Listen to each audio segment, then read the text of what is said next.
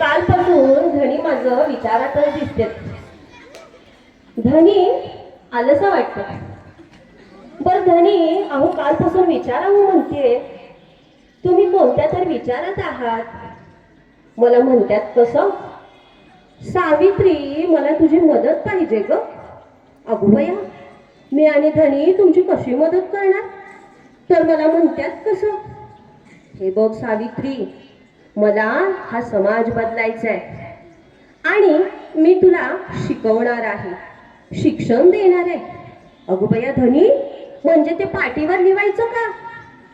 हो सावित्री, अगं या समाजाला जर मला बदलायचं असेल तर ती सुरुवात मी तुझ्यापासूनच करणार आहे. अहो पण धनी, ही लोक काय म्हणतील? मला लोकांची चिंता नाही. तू माझी मदत करशील का? आता बाई मी काय बोलणार? धनी म्हणल ते मला करावंच लागल. होय धनी, मी तुमची मदत करेन. धनीने मला लिहायला शिकवलं. म्हणाले, य सावित्री, ही घे पाटी आणि लिह श्री. आणि झाला की माझ्या शिक्षणाचा श्री गणेश. मग लिहायला शिकले, वाचायला शिकले आणि धनीनं मला शिक्षण दिलं. बर परत म्हणतात कसं? जा आणि आता मुलींना शिकव. अगो बाई, आता काय करू? पर धनीनं सांगितलंय ते करायलाच पाहिजे. आलेच मी. नमस्कार, मी सावित्री बोलते, सावित्रीबाई फुले. इतिहासाच्या पानातून नाही, तुमच्या समोर उभी राहून, तुमच्या डोळ्यात डोळे घालून. आहो, माझे शब्द कडू वाटतात का? हो, वाटणारच. सत्य नेहमी कडूच असतं. काय? मी त्या काळात जन्माला आले ज्या काळात स्त्री म्हणजे फक्त सावली. तिला स्वतःची ओळख नाही, तिला स्वतःचे विचार नाही आणि स्वप्न पाहण्याचा अधिकार पण नाही. म्हणून आज आपण ज्या पद्धतीनं शिक्षण घेतो ती पद्धत, अहो ज्या काळामध्ये मुलगी जन्माला येणं म्हणजे पाप समजलं जायचं, कपाळावर आठ्या पडायच्या. आणि शिक्षण तर दूर, पण साधं प्रश्न विचारणं म्हणजे गुन्हा असायचा. प्रश्न विचारणं हा गुन्हा. पण मी सांगते, ज्या समाजाला प्रश्न विचारलेला आवडत नाही त्या समाजाची प्रगती होणार नाही.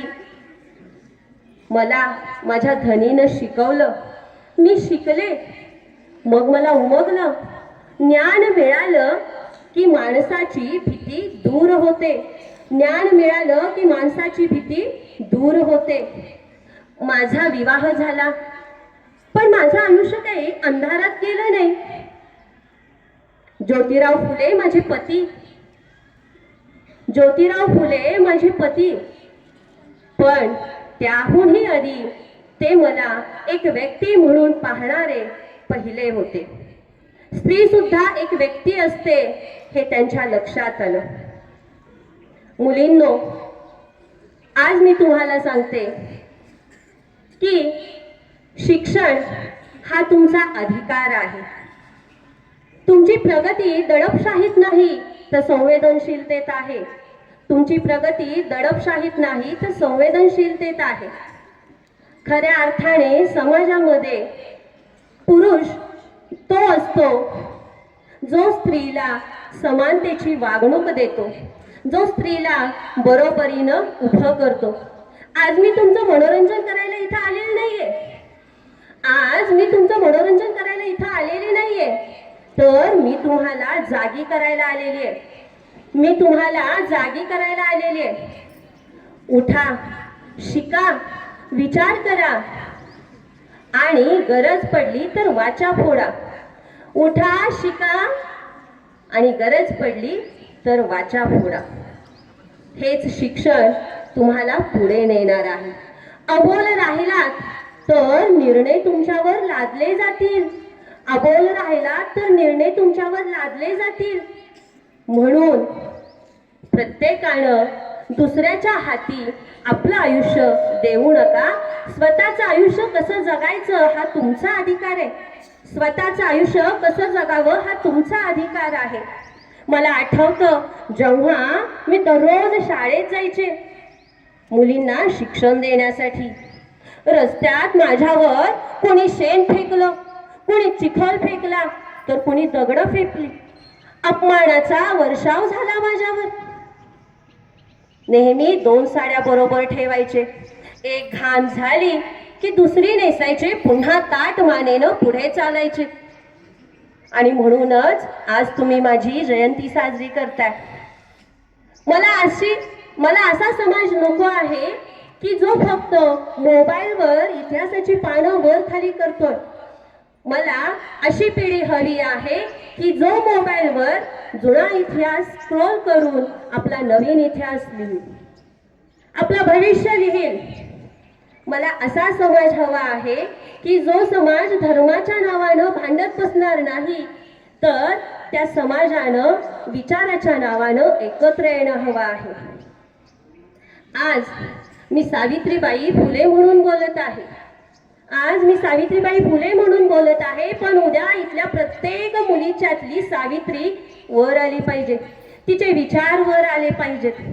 आणि म्हणूनच मुलींनो, शिका.